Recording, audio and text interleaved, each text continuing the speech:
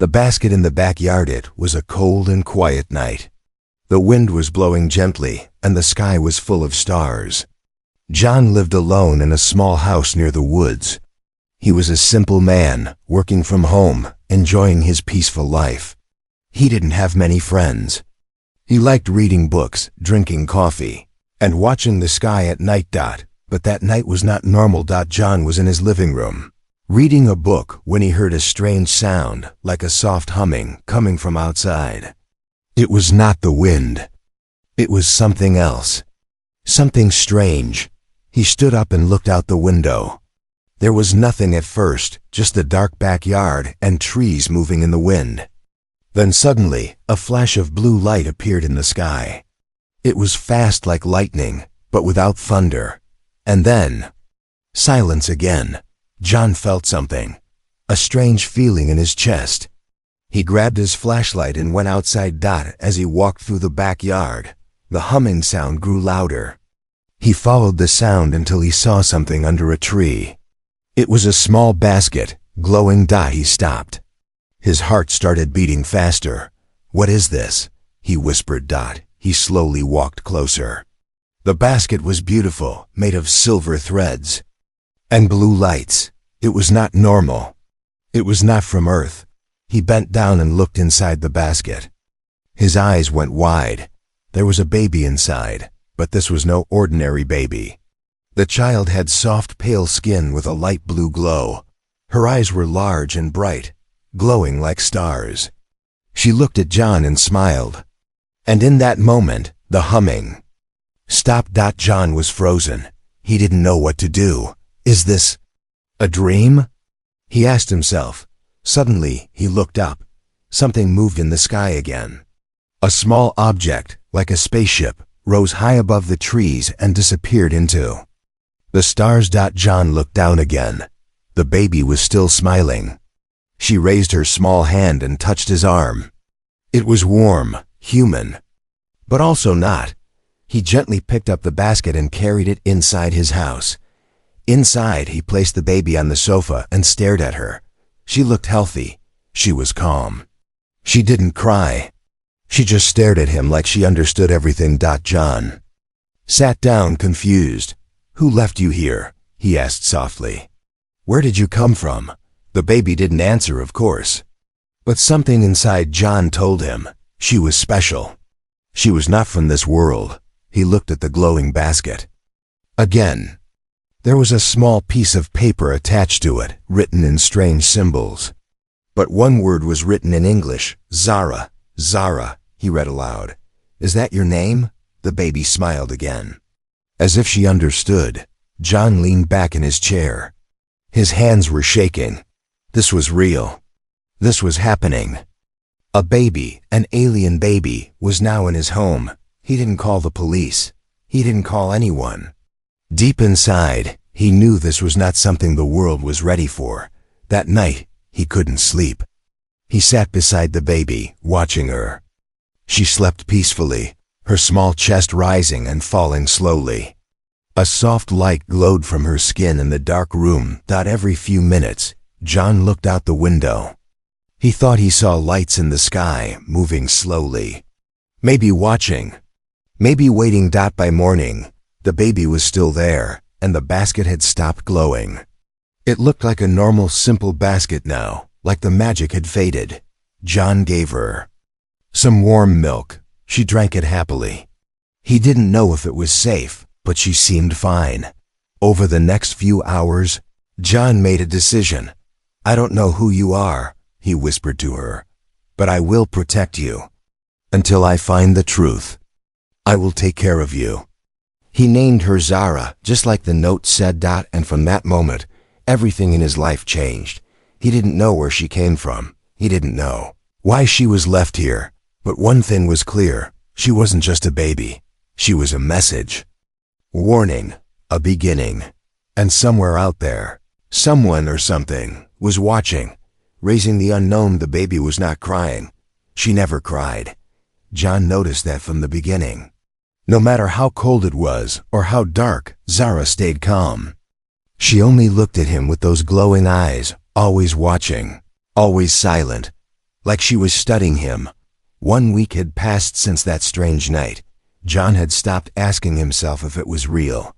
He now knew it was very real. Zara was not a normal child. In just a few days, she started sitting up, moving her hands, and even making strange sounds. Not like baby sounds, but like a soft song in a language he could not understand. Sometimes when she was asleep, her skin glowed gently, and her small hands floated above the bed, like she was dreaming of flying. John kept her hidden. He didn't tell anyone. Not his neighbor, not his old friend Mark, not even online. People won't understand, he told her, even though she could not speak yet. They'll take you away. He had started talking to her like she could understand, because in some strange way, it felt like she did. One morning, as John made breakfast, he heard something fall in the living room. He ran in and stopped. The baby was floating in the air. She was laughing softly, spinning slowly like a feather in the wind. John stood still. He didn't speak, he didn't move. He just watched. And then she slowly came down, landing gently on the couch. He walked closer and sat down. "You're not just a baby," he said softly. "What are you?" She looked at him, then raised one hand, and the lamp on the table began to float. John didn't run. He didn't scream, he just nodded. "Okay," he whispered. "So, this is your world now, and I have to learn how to live in it."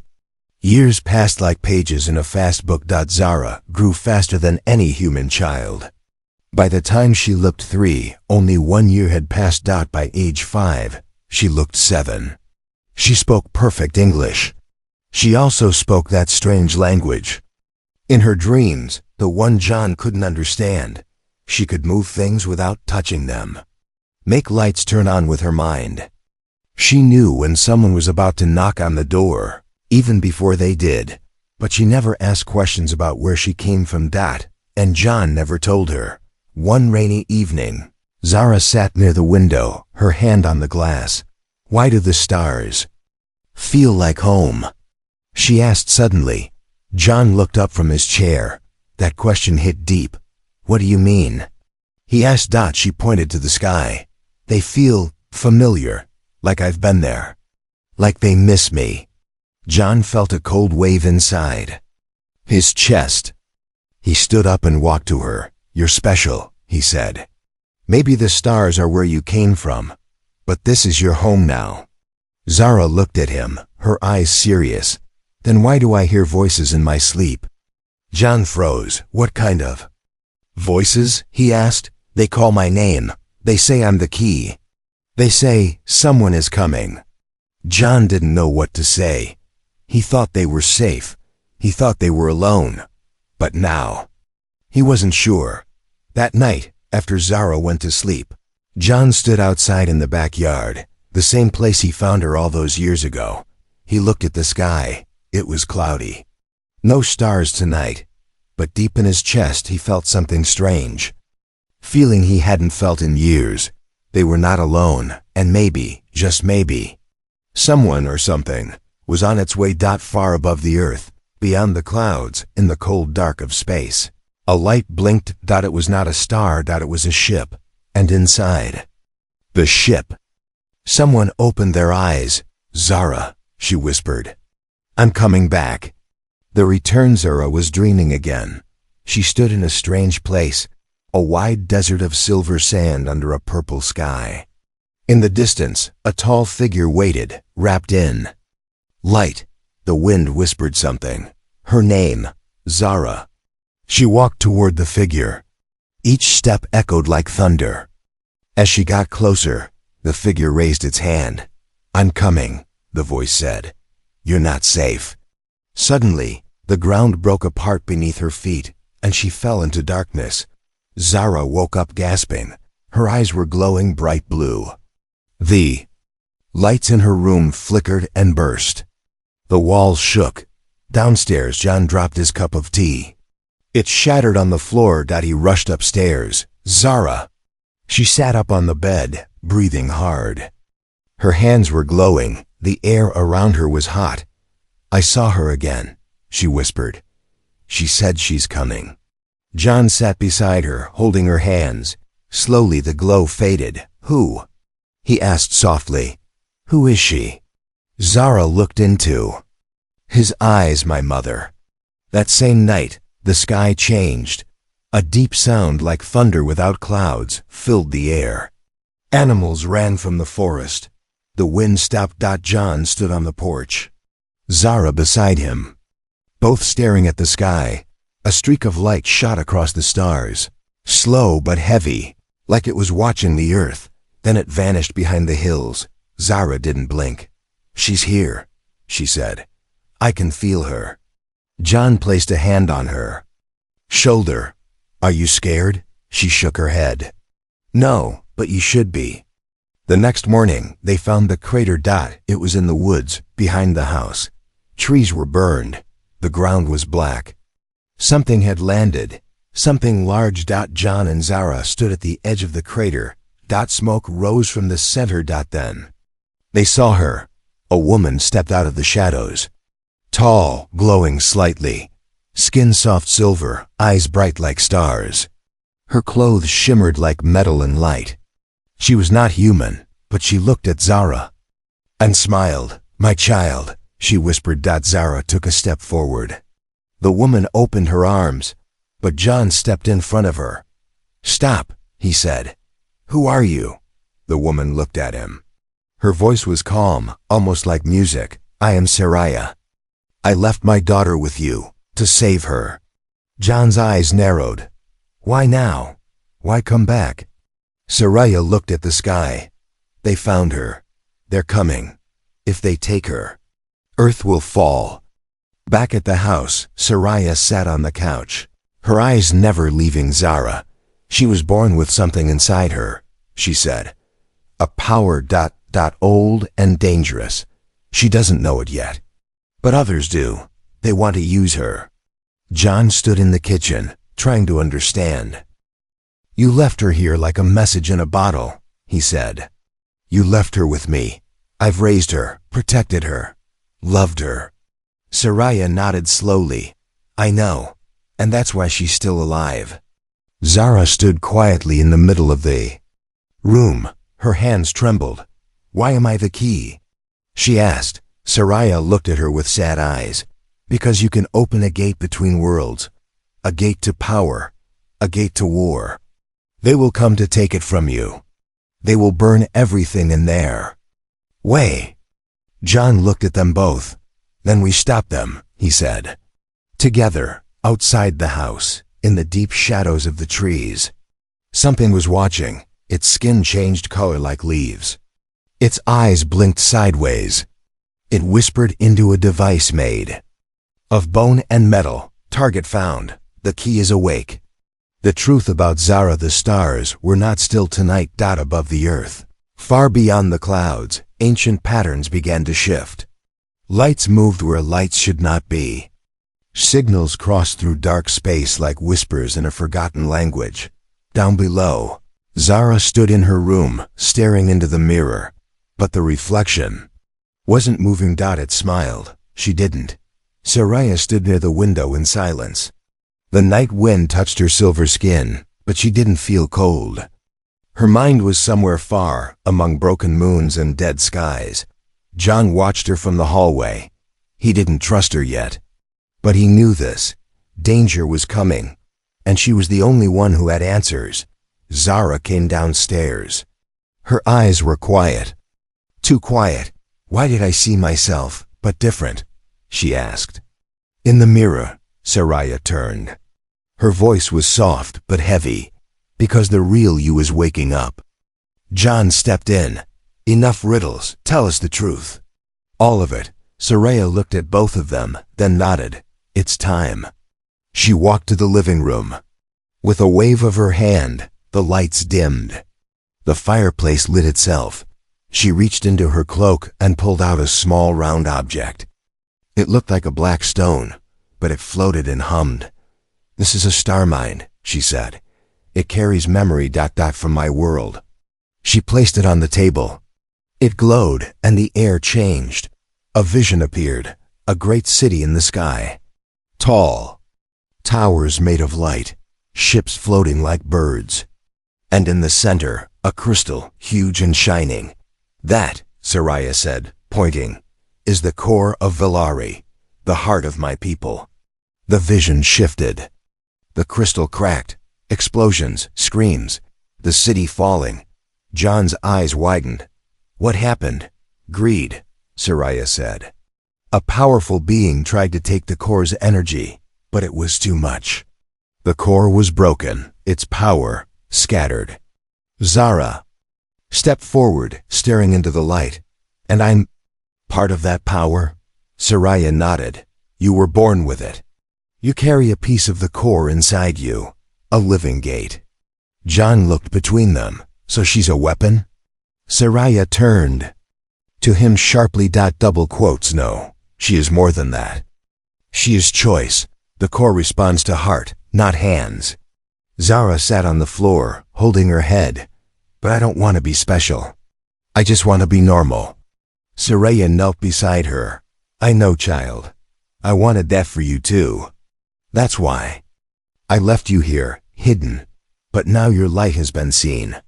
John stepped in. By who?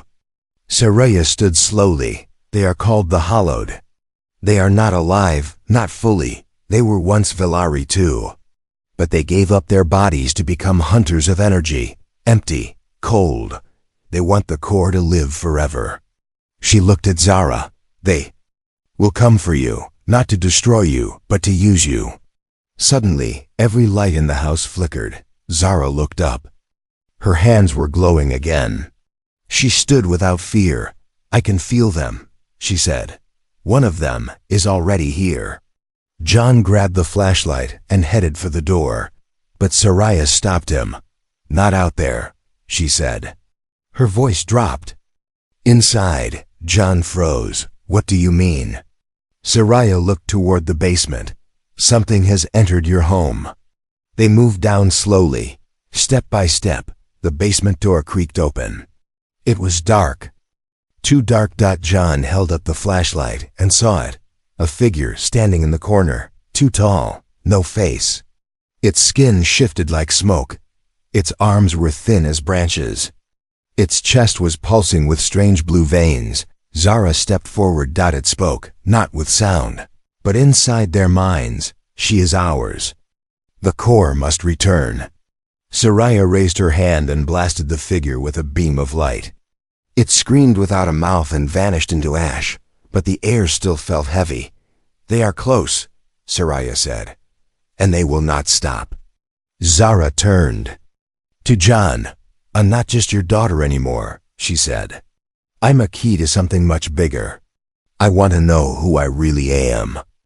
John placed a hand on her shoulder. No matter what you are, you're mine. We fight this together. Soraya looked at them both. One human, one born of stars, and for the first time in years, she felt hope. But far beyond Earth, in the cold silence of space, ships were moving, and one voice echoed across the void. The gate has awakened. The enemy among us, the man behind the counter at the local grocery store, had lived in town for 20 years. Everyone knew him. He smiled, gave candy to kids, remembered birthdays. But this morning, his eyes blinked the wrong way, sideways. Twice. No. One noticed. John sat at the kitchen table, holding a map of the town. Soraya stood beside him, marking spots with a small glowing tool. 3 energy spikes, she said. One near the old radio tower, one by the lake, one very close. Zara watched from the window. She didn't blink. Her eyes followed something that no one else could see, a shimmer, a ripple, moving between trees. They're watching us, she said. I can feel them inside my head. John looked at her. Can you block them out? Zara shook her head. They're already in. Later that day, John went into town for supplies. He tried to act normal. But things weren't normal anymore. The people were too quiet. Too still. At the gas station, a woman stood staring at the wall for several minutes without moving. At the diner, a man poured coffee into a cup that was already full, and didn't stop. It spilled over, onto the floor, onto his hand. He didn't feel it. John left quickly. Back at the house, Saraya was building something, a small black device made of metal and light. It pulsed like a heartbeat. A tracker? John asked. A trap, she replied. Zara was silent, sitting on the porch. She held a stone in her hand, spinning it without touching it. Her powers were stronger, but her emotions were thinner, like glass ready to break. I heard their voices. Again, she said softly. This time. They used your voice, Dad. John froze. What did they say? She looked up at him. Her voice was flat. Let us in. That night, the town felt different. A fog rolled in, thick and slow. Lights flickered, and then, one by one, people started walking toward the woods. Silent. Eyes blank, moving like sleepwalkers. John watched from the roof. Dozens of people walking, in single file into the trees. Are they controlled? He asked. Saraya answered without looking up. No, they're already changed. In the basement, Zara stood in front of a mirror again, but this time the reflection spoke first. You're not like them, it said. You were never meant to stay. Zara touched the mirror. The glass rippled like water. I don't want to leave, she whispered. But I don't want to be used either. Behind her something moved, a shadow, long and thin. It didn't come from outside. It came from inside the house. Suddenly, the trap Saraya built began to glow, then shake. It's here, she said. One of them got through. John grabbed the old shotgun. It wouldn't help, but it made him feel less useless. The lights went out. The walls pulsed, and from the shadows, the creature stepped forward, wearing the face of their neighbor. But its eyes were black voids. Its hands, long and sharp like blades. It didn't speak with a mouth. It spoke into their bones. Return the gate. The body is only a shell. Zara stepped in front of it. No, she said. This is my shell. She raised her hands. Blue light exploded from her skin. The creature screamed, twisting, folding, vanishing in smoke, but not before it whispered. We are many. We are already inside your world. After the silence returned, Saraya looked at Zara. You're learning. Control, she said. Zara didn't smile. I didn't control it, she replied. It controlled me. John stepped closer. What do you mean? Zara looked up at him. I wanted to hurt it. I wanted to destroy it completely. And something deep inside me wanted the same. Saraya's face darkened. That's the core inside you. It feeds on feeling. If they push you far enough, it can become something worse than them. Outside, the fog grew thicker.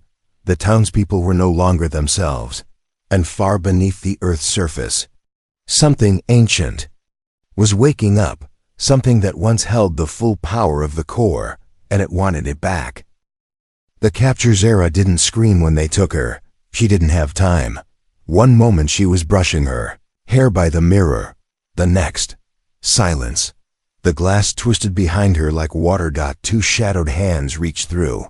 And then, she was gone. John burst into the room only seconds later. The mirror was shattered, cold smoke rising from its cracks.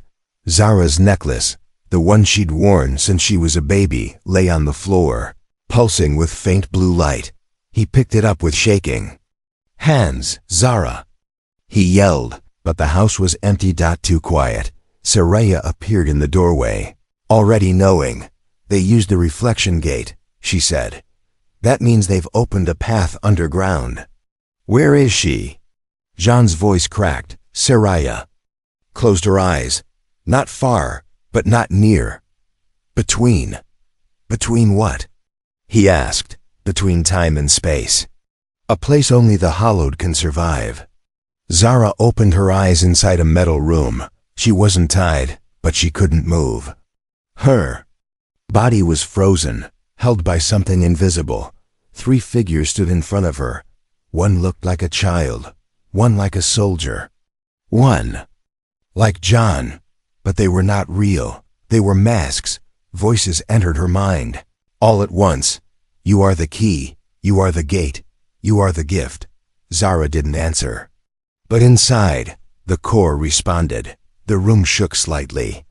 A warning, the soldier mask. Step forward.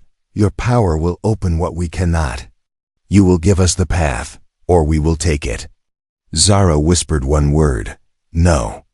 Back on Earth, Saraya and John stood in the forest where the trees bent unnaturally, like they were. Afraid. There, Saraya said, pointing to a clearing. The ground is hollow here. With a flick of her hand, a hidden hatch revealed itself. An old metal door, covered in strange writing. John didn't hesitate. He grabbed a flashlight and opened it.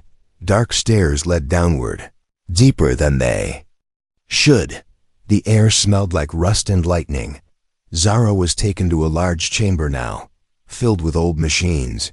Half alive and whispering. At the center was a pillar, glowing, pulsing with the same light she had inside her.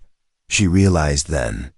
They found a broken piece of the core, she said aloud. The child mask nodded. We need you to awaken it. I won't, she said. You already are, the voice replied. The pillar lit up, reacting to her presence. Zara closed her eyes, trying to shut it out. But inside her chest, the core stirred, curious, hungry. John and Saraya moved quietly. Through a dark corridor under the earth, the walls were covered in moving symbols. Like thoughts burned into stone, they reached a chamber, and John stopped breathing. Dozens of pods lined the walls. Inside each one, someone from their town. Sleeping, dreaming, drained. They're using them, Saraya said softly, feeding off their minds, hollowing them out. John felt rage rise in his chest. They took Zara. We're taking her back. Zara stood now, no longer held. The hollowed had surrounded her, masks gone, true forms revealed. Thin, tall, empty. Their bodies shimmered like smoke and metal. Their eyes were windows to nothing.